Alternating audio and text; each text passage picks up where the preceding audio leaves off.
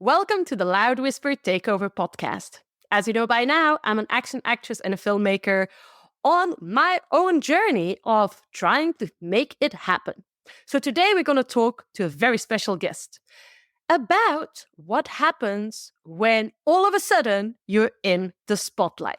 All of us actors, that's what we want, like landing that big role. But really and truly, how do you handle that on a personal level? Then there are so many other questions. Can you leverage the opportunity that you just had so that more doors can open? But how do you handle it on a personal level, on a professional level?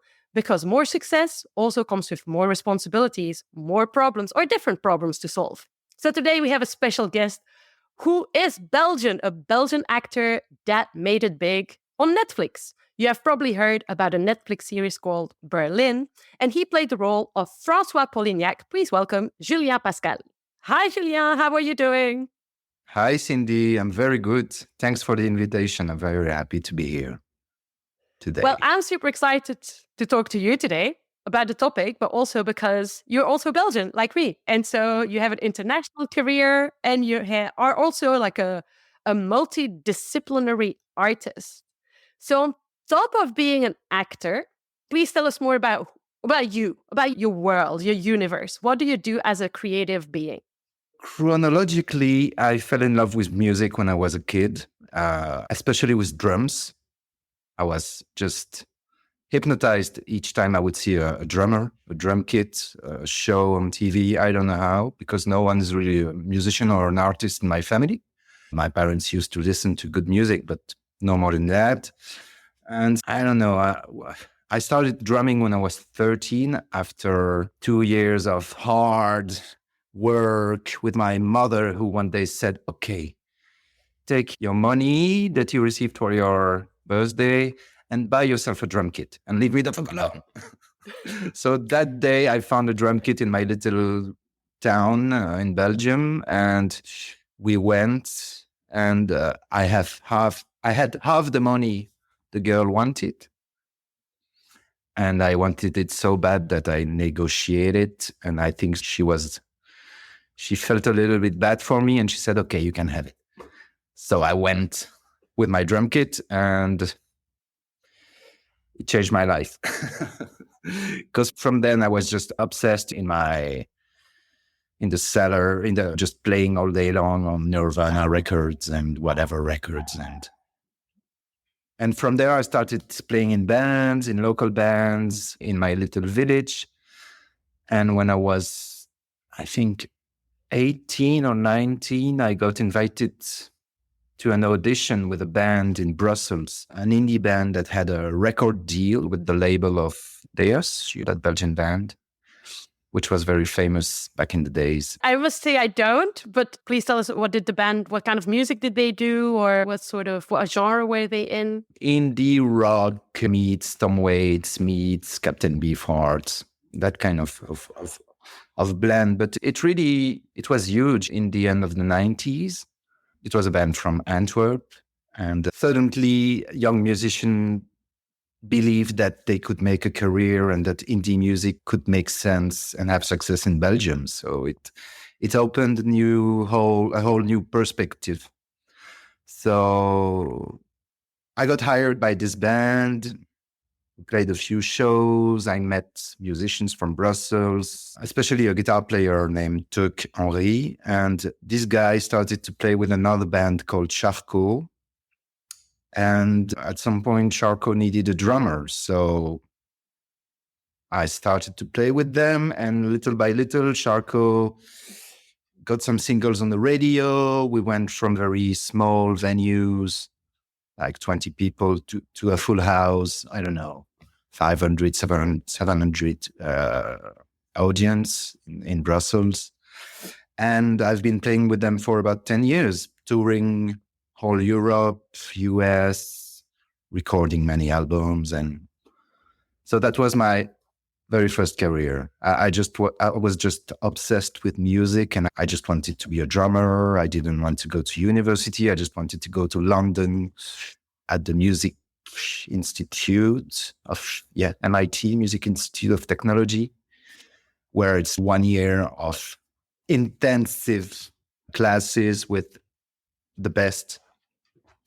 But when it was time to go, my parents told me, okay, no, we won't let you go to London. You're too young, drugs, whatever. So out of despair, I didn't know what to do with myself. So I went to university to learn economics. And after 6 months, I was learning accountings for the exams. And I just said to myself, what the fuck am I doing here? What? And I stopped. That day, I said to my parents, I quit. And then I went to Louvain-la-Neuve to learn sound engineering at IAD, which is the only school in Belgium back in the days to have that kind of programs. And yeah, it was a compromise where I was still in the world of music, but with a real job somehow for the parents. So since then, I've been working as a sound engineer, mixer, music producer. I had my own recording studio. I had my own label and publishing. And meanwhile, I was still playing with bands and touring. And so it's been my life for 20 years, I think. And how did acting cross your path? Or when did that seed got planted? So as I just told you before, I was very much into the music world being as a musician or a producer, mixer, engineer, whatever. And since I was a kid, I really loved acting, comedy, imitation, movies, shows. I was really fascinated by that.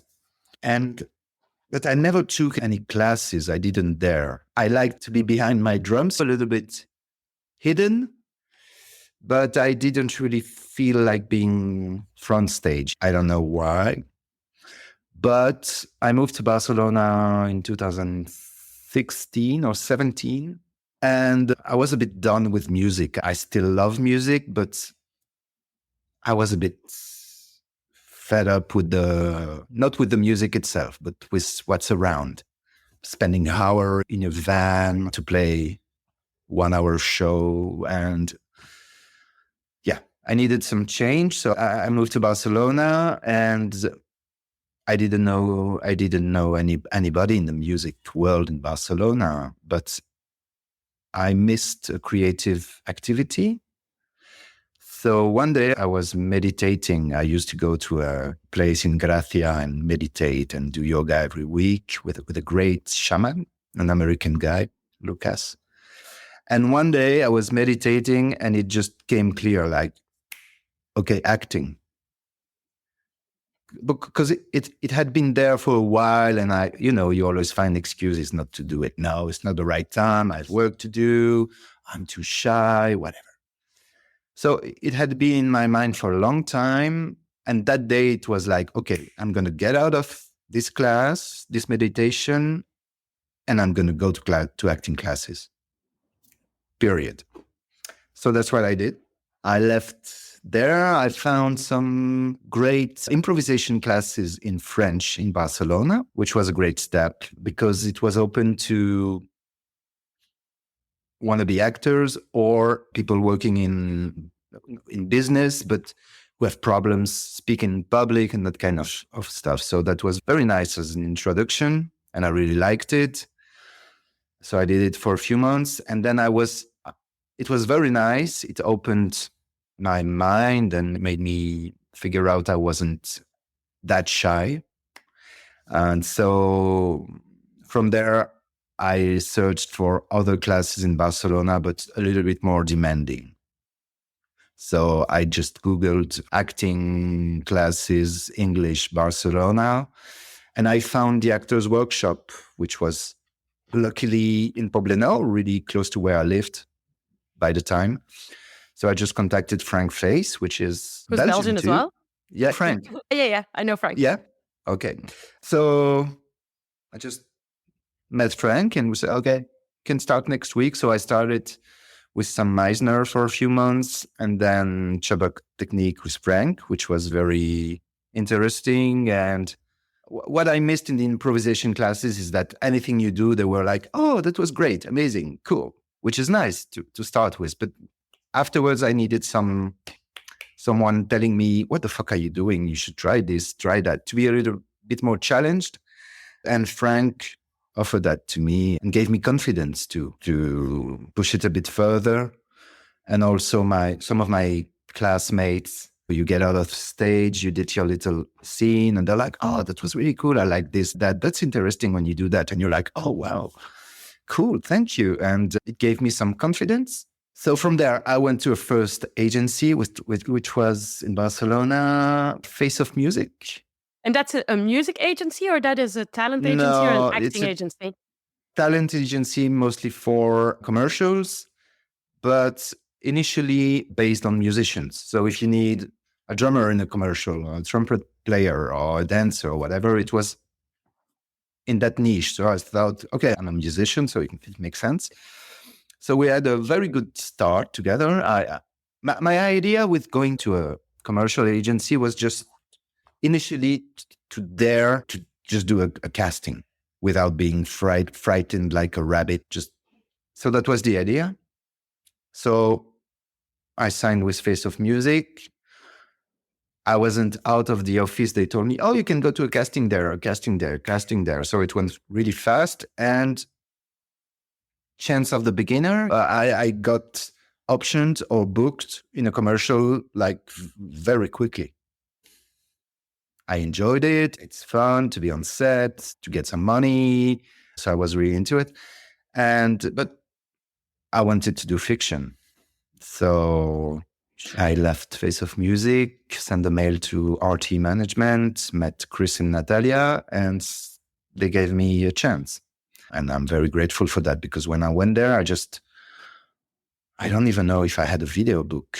Maybe I did a kino and I had a few scenes where you could see me So I signed with them in 2019, and then little by little, I got commercials with them, and little by little, small fiction castings. I got small parts in nice productions like Antidisturbios, the Rodrigo Sorogoyen, which is one of my favorite directors in the world. And yeah, step by step. Chris told me one day, so the agent that you know from RT Management, you don't build a house without foundations.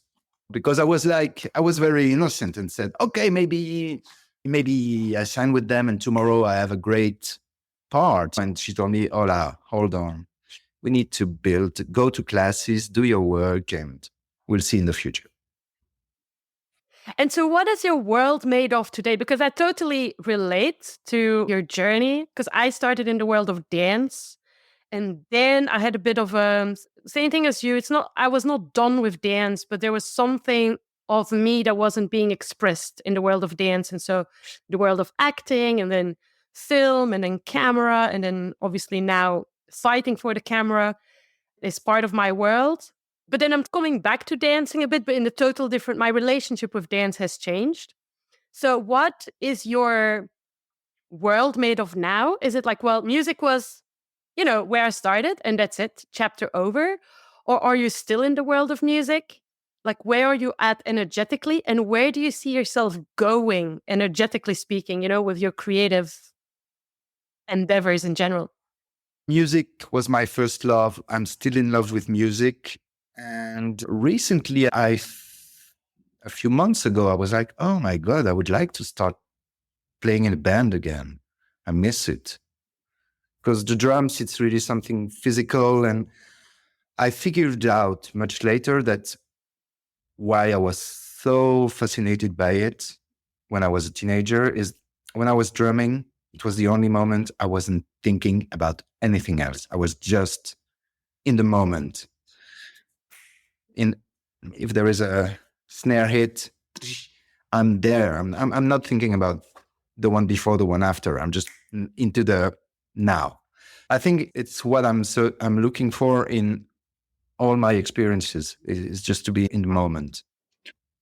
So now, today, I'm working as a sound engineer still, as a mixer, but more for movie soundtracks or series or cartoons or whatever, because the music business has been since 20 years, it's just been going down the recording industry because people are not buying music anymore. So the budgets are smaller and smaller to go in the studio. And at some point, it was very difficult to have a recording studio, and musicians, they don't have money to pay you. So while in the sound for image, there is still an industry and budget. So I slowly moved to that part, and it gives me a great flexibility about schedules because I'm a freelancer, so I can be off if I need to for shooting, for whatever.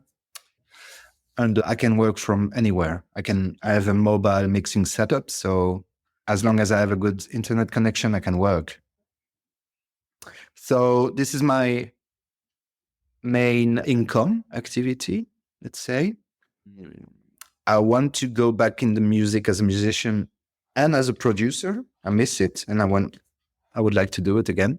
And of course, acting. I want to keep on acting, but I realized, even though I had great opportunity with Berlin 4 or 5 years after my first acting class, which is amazing, I realized that this acting world requires a lot of patience, that things come, but you have to be very patient. And it's not my first quality. I worked on it. But for me, it's very important to have another regular activity like mixing for me for the moment. And if I have acting opportunities, great, amazing.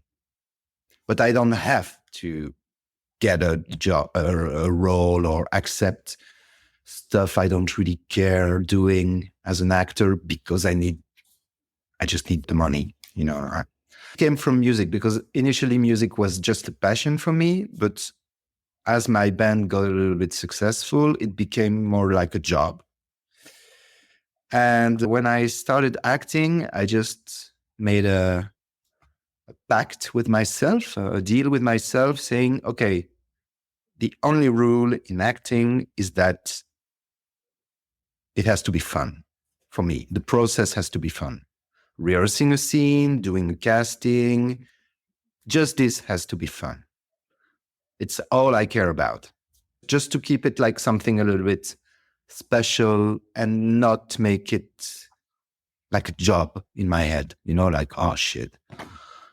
I realized that with music, when I had to play, the first time I played venues like Ancienne Belgique in Brussels or Botanique in Brussels or Dour Festival, which when I was a teenager, it was my dream. First times I did it, I was just like over the moon.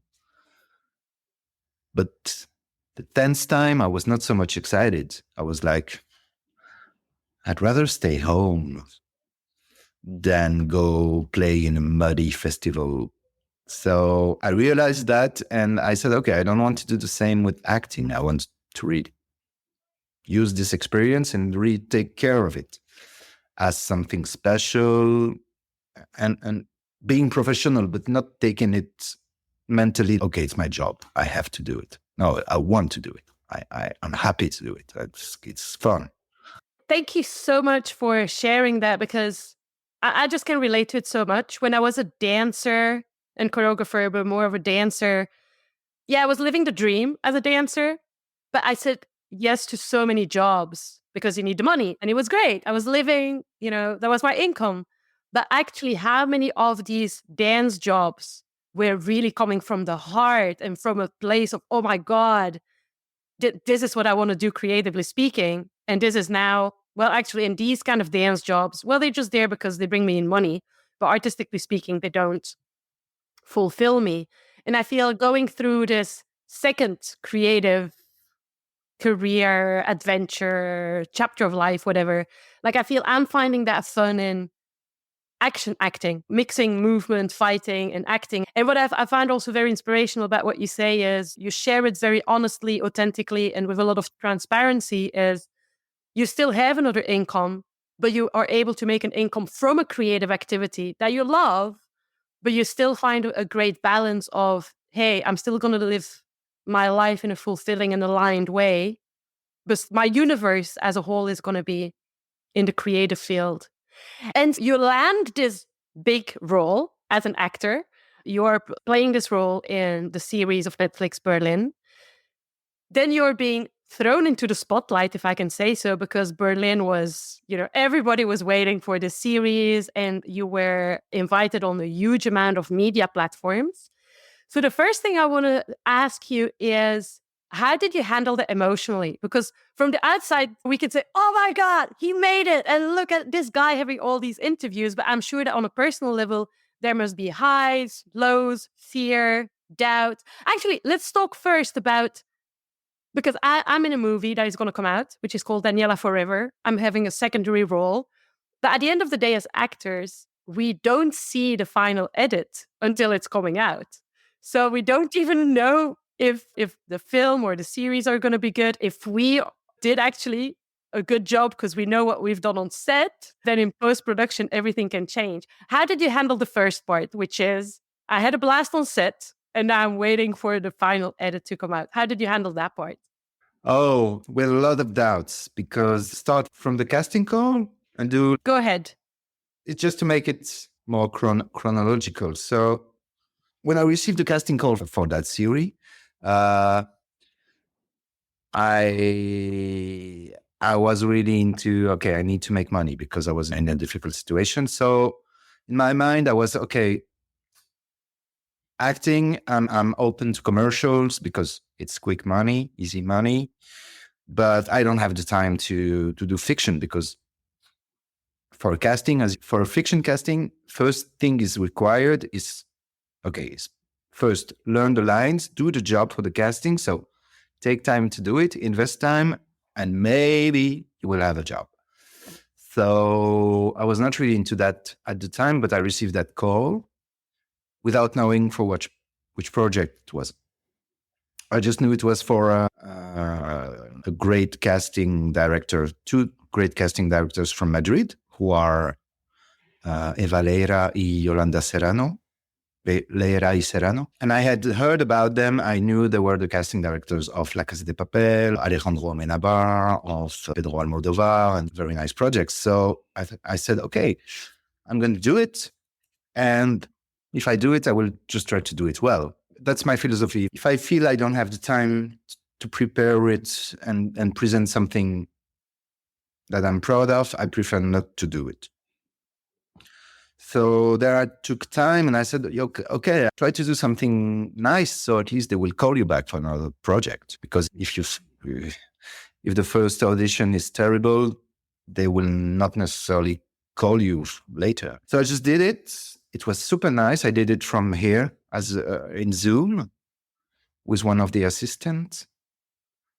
And the casting was so nice. It was like us talking now. There was no stress. I was prepared. I didn't say one word that was on my script. I changed everything, took that risk, because they just said that my character had to speak in Spanish, altered Spanish. So not a great accent, not a great vocabulary. And my text, the text I received was very good Spanish. And I thought I would never use these words naturally. So I kept the whole ideas, but wrote them how I would say them normally with mistakes. And so I did it like that. So a few times. And then they didn't know if the character would speak French, Spanish, both. So I also improvised the scene in French. So they had both. And it was a nice moment. And 1 month later, I was in Brussels, and Natalia, one of our agent, called me and said, "Oh, I have good news. You got the part." But from there, I had no idea if it was I think by the time I knew it was Berlin, but I had no idea of the importance of the character. If it was 1 day of shooting, 2 days. So Natalia called me and said, "Oh, that's quite a recurring character, and it will be at least 20, 25 days of shooting. And you have to go to Madrid like next week." And I was like, what? What the hell? great. It's amazing. So I just had to organize a little bit my planning for work because I had work schedule that I had to cancel in order to go to Madrid.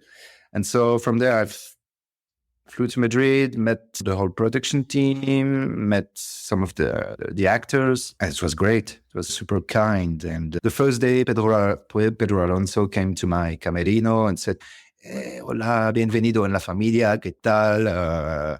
It's going to be great. We're going to have a good time. We'll have good scenes together. And I was just like in a dream that day, like, whoa. So went there for a week where we did the process, what they call. So it's finding the look of my character, haircut, beard, costumes, etc., etc. I went back to Belgium or Barcelona, I don't remember, and then I received my convocation for the first days of shooting, which were in Paris. And at the beginning, I had, to be honest, I had the imposter syndrome. Will it be okay? Am I gonna screw up? And I was doubting, so I called a few acting colleagues who are more experienced than me, and who said, it's totally normal what you're feeling. I felt the same. That feeling that on the shoot, on the set, you have the feeling that someone's going to come and say, hey, sorry, it was a mistake, casting mistake. Someone did a mistake, but you can go home. You know what I'm talking about? But the whole team was so kind and nice on a human level that it went away very quickly, that feeling, that imposter syndrome. But when we finished shooting, so the whole shooting was, I think, 9 months, the whole shoot of the series. So I had to go for 4 days here, 3 days there, maybe 1 day here. I did my last scene at the end of May. So I was supposed to go back to Brussels. And so I said goodbye to everybody. On set they do, it was the last day of Julien. Then you have the whole set clapping and the director coming. And I received a big gift from the producer. So it was really, wow, moments I would never forget. So I was ready to leave. And one of the producers came to me and said, oh, by the way, we're going to do a vision of the first episode at Netflix in 3 days with the main cast. And we'd love you to be there. So, okay, sure. So they changed my flights and I went to see the first episode next to the Pedro Alonso, the main cast, the technicians, and nobody had seen anything until then. So it was fantastic. But I still thought or feared that all my sequences would be cut and would not be part of the final editing, or that it would be terrible and that my career would be over as an actor. Because you don't see anything. You just do a scene 1, 2, 3 times and you're just like, okay, I start to feel it now, and they're already, okay, next scene, it's done. Okay, we have it. And so you just have to trust everybody. So I learned a lot. And as my character was talking in some scenes in Spanish, but in other scenes in French, I asked the production or the agency if I could dub myself in French. Because I speak French, I would find it ridiculous to have someone else dubbing me in French. Oh, what a great idea that you had there. Because obviously, on Netflix, everything is being translated in other languages. I mix a lot of dubbing. French dubbing. So I know that world. I've been in that world a lot.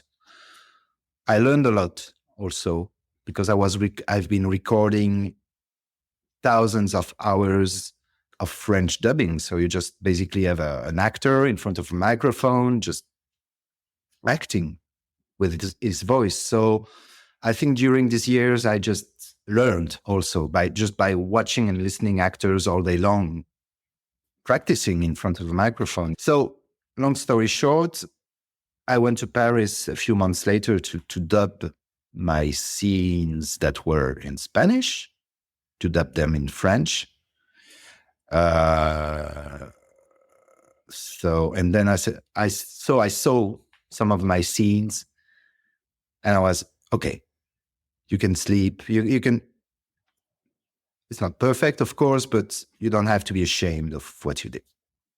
And then after that, there was the big release party in Madrid, which luckily I've been invited to, because at the end of the day, my character was number 8 in the call sheets. You know, for those who don't know, I just discovered it too, but like for Berlin, actor number 1 is Pedro Alonso. Number 2, 3, 4, 5, 6 is his band. Number 7 was Samantha, Camille, my wife in the series, and number 8 was me. So I got invited to everything: red carpet, photo calls with the core team. So it was like amazing. But I took it with a distance, because this night of the premiere, they invited me to an amazing hotel in a palace in Madrid. But the night before, I was couch surfing at a friend's place, you know, and the night after, I was in a youth hostel or whatever, you know. So I took everything like an experience, but with some distance. Thank you so much for sharing the reality check, you know, and the authentic, transparent realities behind the scenes.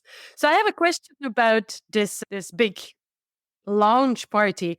What is happening with a series? Because obviously you saw episode 1 a few months prior to that.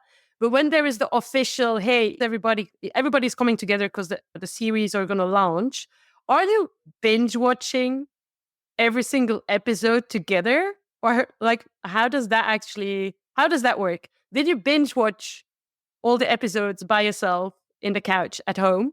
Or does that happen at the party? Like, you're going to watch every single episode together as a team? So the party was amazing. They put a lot of efforts and money in it. It was a Netflix party in a beautiful place in Madrid. I think they set up, there was one cinema in that place with the cast, and there was another room for another audience with headphones.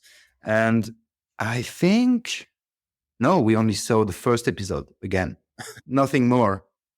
And then party, concert, food, photo shoots, whatever. So obviously the series had a huge amount of success. Like, I'm a bit like Casa De Papel fan. I'm a big fan of Berlin as well. Like, it's just, I got hooked and addicted. And a big part of the world was hooked and addicted. So then you got invited to a lot of platforms to speak about your role, your acting career. You've been put in the spotlight also on French-speaking platforms, so in Belgium and in France. So how did you navigate that? Because obviously being put in the spotlight all of a sudden, I personally think that we should all be equipped for that, professionally speaking, but also on a personal level, to manage fears and excitements, doubts. Like, how did all of that happen for you? Once again, when Natalia told me I had the role, I had the part, I just thought, oh my God, it's great as an actor. My God, I will have the opportunity to act with Pedro Alonso. Imagine, he's been doing that for 35 years. He's an amazing actor. He's done a lot of different things. It's a great opportunity. And I just thought about it, and it's more, I just told it to a few friends, close friends, family, because there are confidentiality, blah, blah, blah. So you don't want to talk too much about it. But it's mainly some friends who told me, "Oh my God, it's related to La Casa de Papel, so you're gonna have a zillion of Instagram followers." I thought, oh yeah, I didn't think about that. Maybe, I don't know. I'm not too much into social networks. I'm from an older generation. I knew the world without internet. It's not very natural for me, but I thought, oh yeah, maybe that's right, because. Yeah, when you look at the profiles of actors from La Casa de Papel, they have a lot of followers. And so I understood it was very important today. But for some people, it was almost more important that get you know, I was just happy to have that job as an actor. And for some people, it was the other way around. It was like, oh, it's great to have that job because you will have many Instagram followers, as if Instagram was the goal, the purpose. Because Instagram was the new award sort of thing, or number of followers. Mhm. But before the release, I thought, okay, let's be honest, it's an international project. On December 29th, it's very funny. It's really weird to say, okay, it's released now in the whole world. It's not just my country, Spain. No, it's the world. It's Netflix. It's so I thought that kind of opportunities of exposition are not that frequent. How do you say? Not that Frequent? frequent. Yeah. So I said maybe it would be the moment to have some PR help from public relation, press relation people who do that as their job, because maybe it's now or never, on an exposure level. So I contacted a press agency in Madrid, a few ones actually.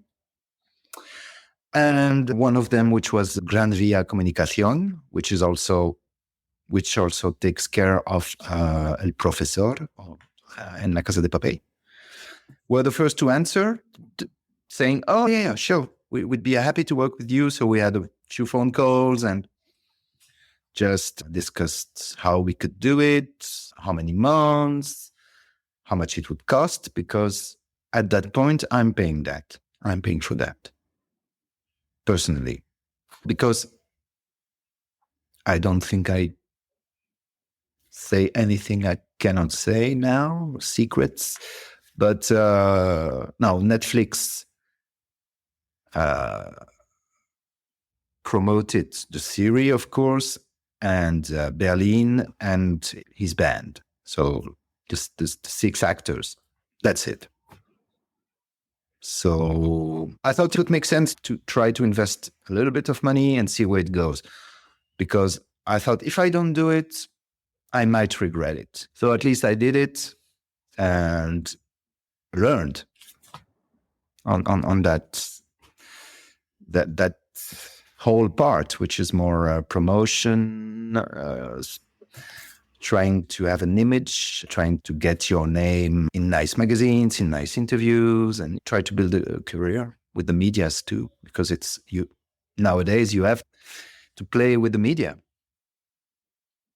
And so it's this company in Madrid that you worked with throughout the whole PR campaign, or did you have different? Because obviously you had a lot of interviews in Belgium and in France as well. Were they in charge of making that happen, or did you also work with Belgian or French PR agencies?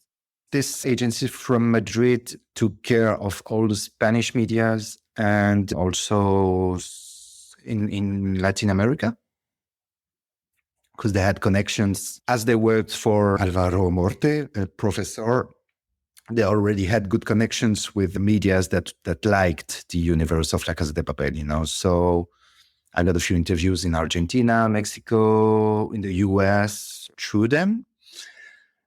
And for Belgium, I met through a friend, PR in Brussels, Rodrigue, who used to be an agent in Paris and who had been doing like PR work for artists in Belgium. And also, he was also doing the promotion of movies when there were some movies for Sony or I don't know, when they got released in Belgium. And now he's also doing the promotion of HBO Max that's just been released in Belgium. So I met Rodrigue. We talked, and he said, "Okay, I'm going to help you." And we had a deal. I was super surprised of the amount of interviews I got in Belgium. It was crazy. I didn't expect that at all. I expected a few interviews here and there. But at some point, it got, many people wanted to interview me because I was a bit known in Belgium as an indie drummer. Back in the days, I had some press and interviews and stuff with my bands back in the days. So the journalists were like, how the fuck is a Belgian Brussels indie drummer in La Casa de Papel? We missed something. So they wanted to know that. So I got invited to many things. And it was great. I learned a lot also about how to behave and how to deal the media. Some people you can trust, some people you have to be careful what you say, that kind of stuff. So it's always, I love to learn. So I learned a lot about that. I just realized also that I also have friends who are journalists. I had one of my girlfriends was journalist back in the day. So it's a world I know a little bit, but I realized that when you meet a journalist, he's doing his job. He has to go back with something to give to his chief, to write, so you have to be generous to give them something because they need it, but you have to find the boundaries and what you want to talk about, what you don't want to talk about. And most of the experience were great. And some of the journalists, the reporters became friends in Belgium or in Spain too. But some of them, not so much. Like, for example, it's a stupid example, but so I got I think it was January, February of this year was full in Belgium. I had stuff all the time, like national newspapers, national TV news, like les infos de 13h, which is the most watched program in the country, that kind of things. But at some point it got a little bit crazy, not crazy, but I saw a side of journalism that I don't like and that I want to avoid in the future, which is more the gossip press and that kind of shit.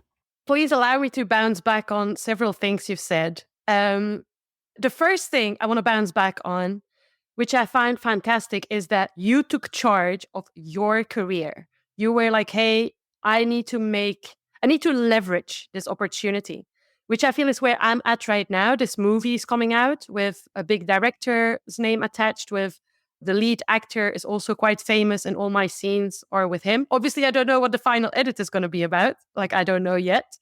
And, same things. My heart is beating because I'm like, okay, once I'm going to see the film, we'll see.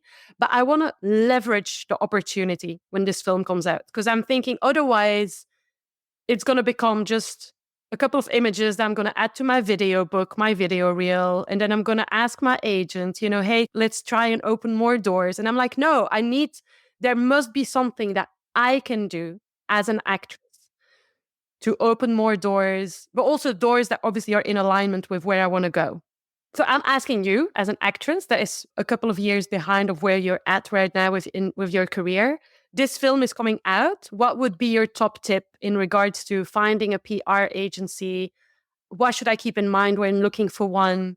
So I understand that there is a budget that will need to be allocated, but how would you, if you were in my position, when should I take those actions? Should I wait until the film comes out and then take those actions? Should I start looking for a PR agency now?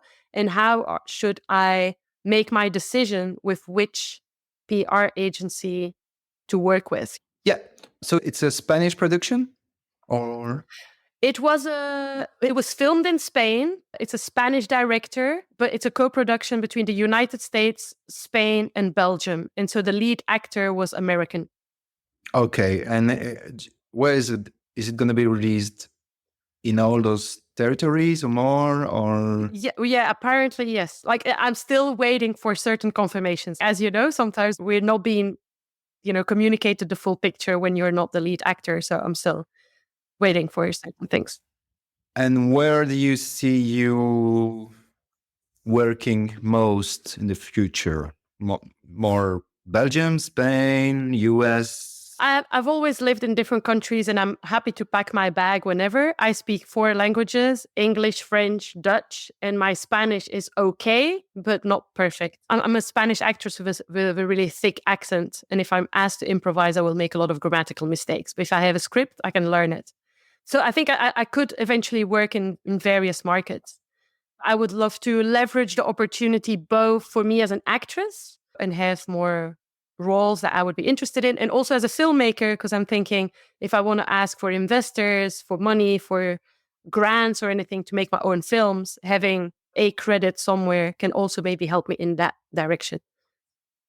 I'm asking because I thought a lot about it after investing some money in PR because I was really broke, but I told myself, okay, fuck it, you will find the money, do it.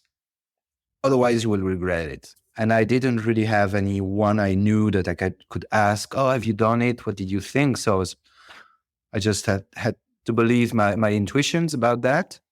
And it was a great experience on a human level. The people in Madrid from Gran Via, Irene is cariño, is great. She was super nice to me. She told me how to how it works when you have an online interview, that you have to try not to look like shit, have some nice slides, be prepared a little bit. So I learned that with her. She came with me to the premiere in Madrid because Natalia couldn't come. So she also introduced me to people. She connected me with nice suit brands for the premiere, got me interviews. It was very interesting. So it's nice. Now I have a lovely article in Esquire Spain. I had a few nice stuff, but if I had to redo it today, I think I would invest money in a community manager for the social medias because it's much more impactful nowadays than articles, physical articles, I think. And I'm terrible at social medias. I played the game of being very present on social medias when Berlin came out, but I don't like doing that, to be honest. So if I had to do it, I would invest that. If I had to do it again, I would invest that money in a social media master. Once you've come into the public eye or in the spotlight, there are other things you have to handle. It's not just your friends that are start to like your post and comment on it. But for example, I would really would like to try and reach the media, as in having articles or being interviewed on certain platforms, just to have a wider reach. So I guess in that terms, you don't regret to have invested in it.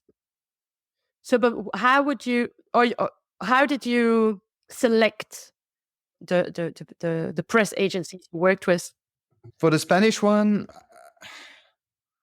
I think I wrote to, I found 5 or 6, but I had a good impression of Gran Via because I had heard about them as the best ones, the first ones to do PR for actors and cinema in Madrid. Because I think in other countries it's been there for a while, but here in Spain it's quite new. And Gran Via was one of the first ones to do it. They had worked with El Profesor, so I was confident, and they were the only ones to answer like the same day or the day after. Maybe I got some answers a few weeks later from the other ones, but I said, okay, it's the only one interested or answering, so let's check with them. And we called, we had the human side was nice because you have to feel confident too. And so we worked a few months together, and it was like a fee for the whole stuff. And so they know the strategy which strategy to use. So we started working a few months before Berlin was released, just in order because no one heard about me before, especially in Spain. So they have to prepare a little bit, send a first press note, a second one, do some follow-up, to slowly get interviews and have these interviews published around the release of the series. So there was some work to do before the release in order to have results after the release, if you want. And because the whole campaign was also linked to Berlin, the series on Netflix, Are there any agreements that need to be put in place with Netflix, or were you totally independent in terms of once the series are released, you can go and have interviews like you wanted, or did you need permissions? Yes, yeah, I know what you mean. But luckily, so Irene, who did the press for me in Spain from Gran Via, knows the head of promo from Netflix Spain. It's a small world. So I think she told her, okay, I'm going to take care of Julien for his promotion. Do you agree? Are you going to do something with him? Blah, blah, blah. So do you have material that we can use, like pictures from the set and stuff? So they communicated. I know I was not doing anything that would make Netflix angry, because you don't want to have a fight with Netflix, do you? So obviously your press agency was well connected. And so there are agreements that are being put in place like on that sort of level. You also asked me, hey, Cindy, where, in which country, in which market you want to work. You worked with somebody in Belgium, Rodrigue, and then you worked with Gran Via in Spain that was promoting you on the Spanish media and in Latin America. Which one, looking back at it now, was the most worth for you? Not in regards of the work of the agencies, but more in terms of where you want to go, in which countries you want to open doors. Would you have done exactly the same if you were to do it again? Or would you spend more money or more time or energy in the Belgian side of things or the French market? Or, yeah, would you have made different choices there? Well, I think I would do about the same, because Spain is where I started acting and where I worked the most as an actor until today. And funny enough, I never really worked for France, although French is my mother tongue. And I don't have an agent in Paris. But the French people from Paris, they have a very good image from Belgians professionally. We have a good reputation. I could sense that with music. When I was playing drums in indie bands, we would go to Paris and they were like, oh, we love Belgian bands. You're so special. You're so kind. You're so nice. So it's like a French-speaking Belgium is like a more relaxed, more chilled French. So I could use that in order to try to find an agency in France. So that was useful.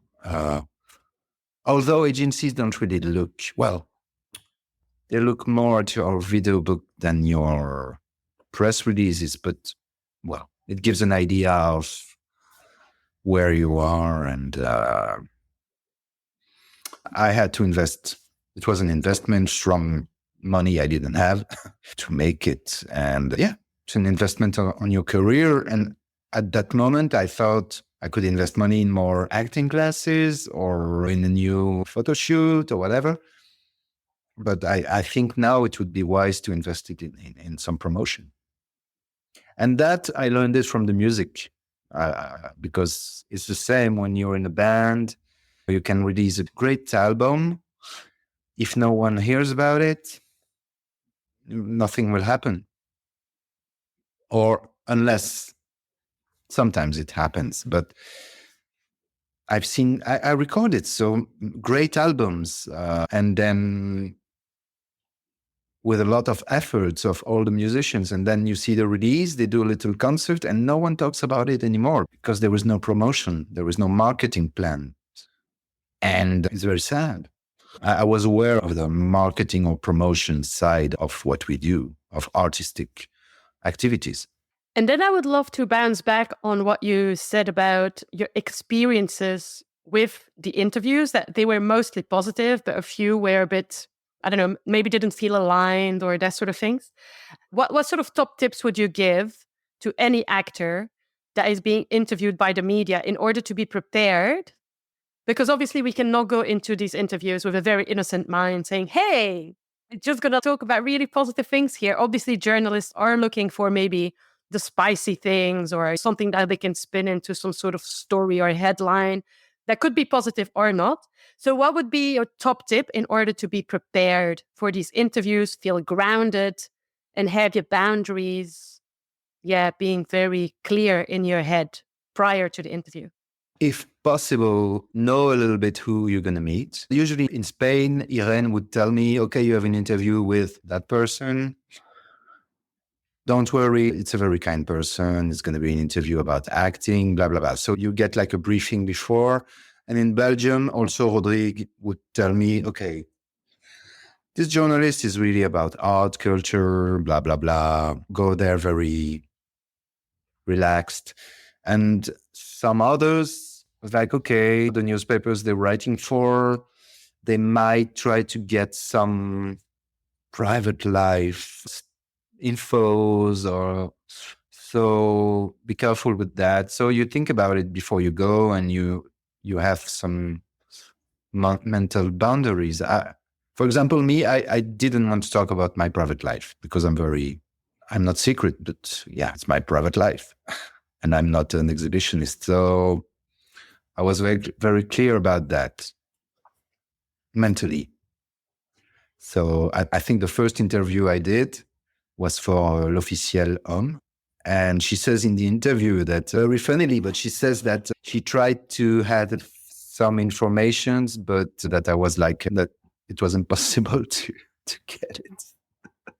Because I was like, no. I have confidentiality stuff I signed with Berlin, and I don't want to talk about my private life. So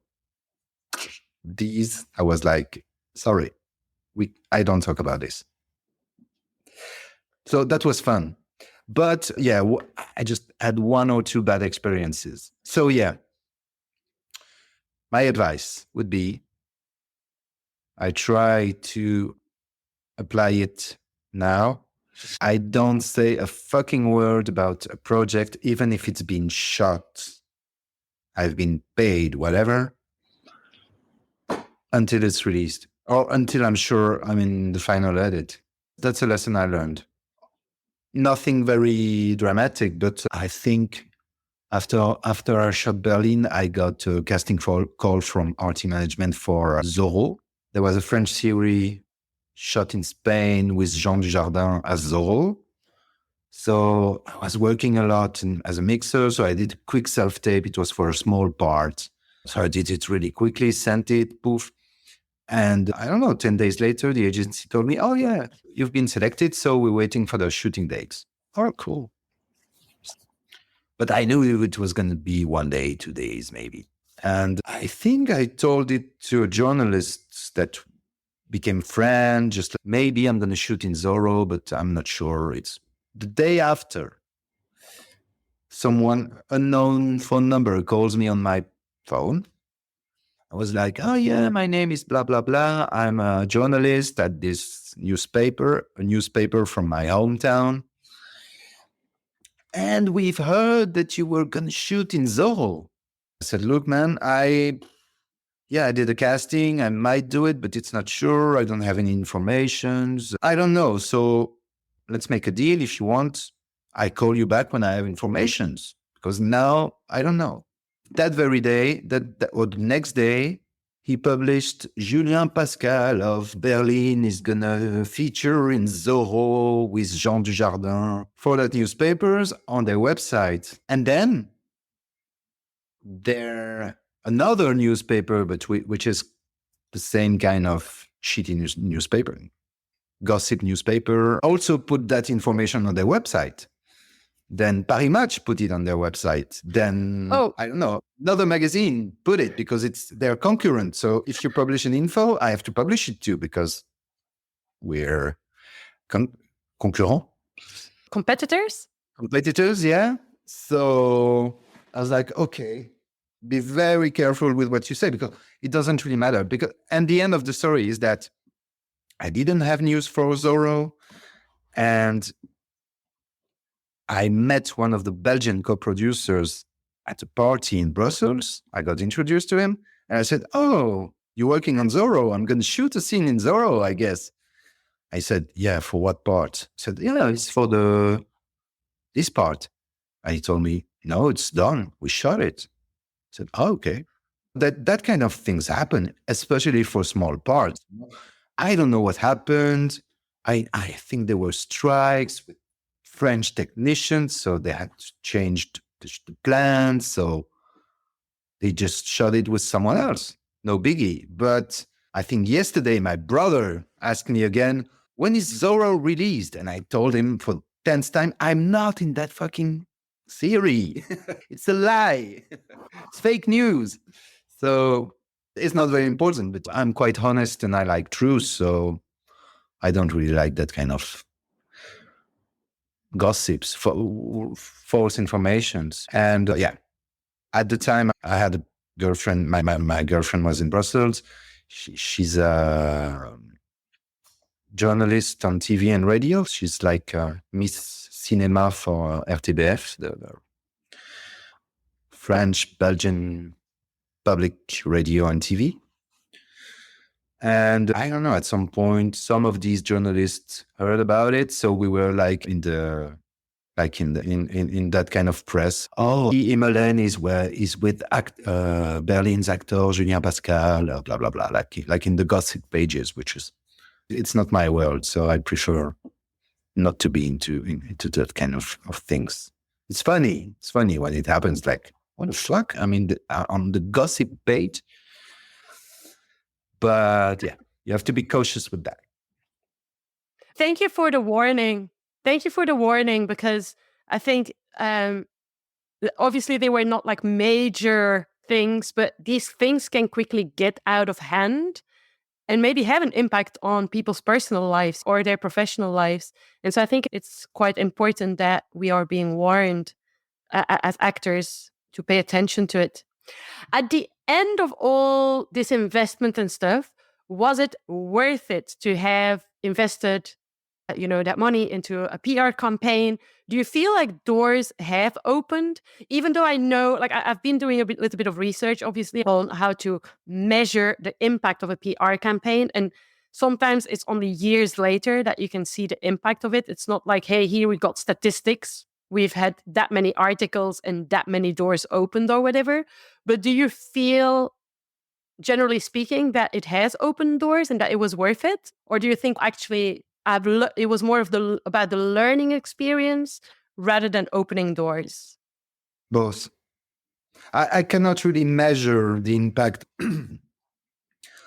of the PR stuff, but I learned a lot. So for the learning curve, it was very interesting. And I think it's more something about the long term and building a career, building an image, building something. It takes time. But yeah, I think it can open doors.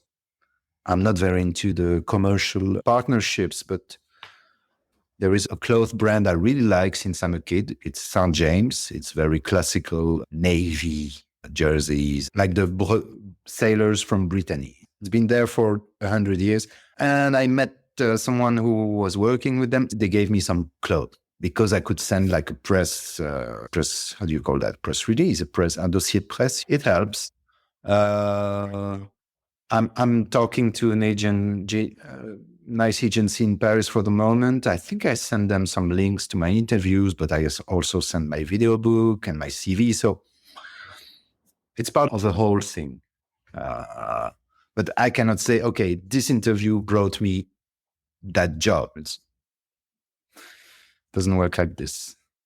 Perhaps it has opened doors in regards to commercial endorsement, possibilities for sponsorship if you wanted to pursue that, conversations perhaps with other agents. Do you feel it eventually got you into certain castings? Do you feel you have more fiction castings or more interesting roles after the PR campaign? Do you feel it had an impact on that?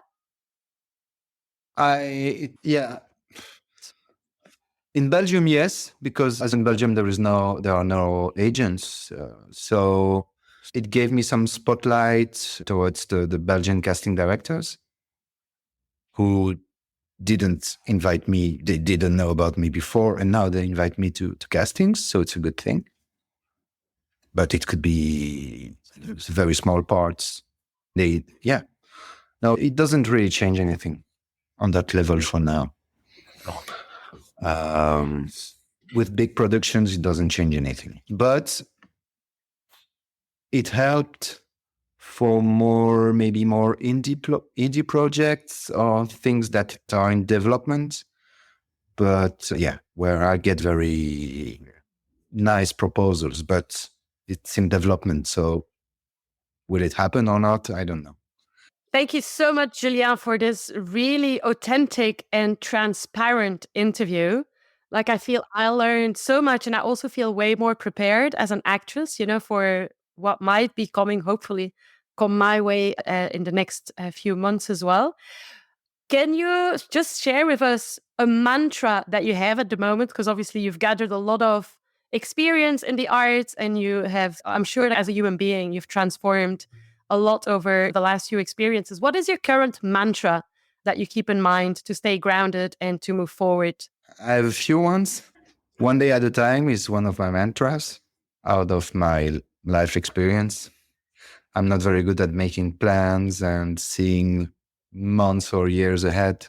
I try to be in the moment as much as possible, whatever I do, to be conscious. So it's also life discipline, because in order to be conscious, you have to take care of yourself, of your mind, of your health, feelings, drugs, alcohol, whatever, part of the journey. And I'm very much, it's related to that, but I really try to be as conscious as possible and as connected to my guts as possible, and trust my guts. Because many times in the past, I didn't really listen to my guts. And afterwards I said, why the fuck didn't I listen to myself? I knew it. I knew that somewhere in myself, I knew. But you say, no, you mentalize it a lot. And you say, no, it's going to be all right, no problem. And then after, you realize your intuition was right. So I really try to connect with that. Amazing. Wow. Amazing. Thank you so much for your grounded spirit and for your openness during this interview. Thank you so much, Julien. Well, a pleasure. Thank you so much for, I think it's the first time I talk about all this, and it's interesting because it's been a journey, and it's nice to share it. And actually, we're very good friends now with Rachel Lascar, who plays, she has the role of Commissaire Lavelle in Berlin, the French policewoman. We were friends before, and we're very close now. And she's much more experienced than I am. She's been acting for years. She has an amazing curriculum, but she never did the promo work.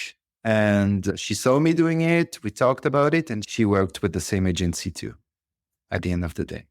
Oh, amazing. Yeah, because we were just talking, and I said, I think with the career you have, people need to know, at the end of the day, if my journey can be an inspiration for one person, it all makes sense to me. When I was drumming a lot, a kid once came to me. I knew him since he was a kid, and now he was 22. He became an amazing drummer, way better than I was. He studied jazz and classical percussions and stuff. But one day he told me, I decided to become a drummer because when I was 10 or 12, I saw you playing. To me, that's the most valuable reward. I definitely think that during this interview, we brought light to a topic that is never really talked about, which is that transition from, just being an artist to the spotlight is here. I learned so much. And so thank you so much for empowering myself and also all the people that will be listening to this podcast. My pleasure. And thank you. Thank you very much.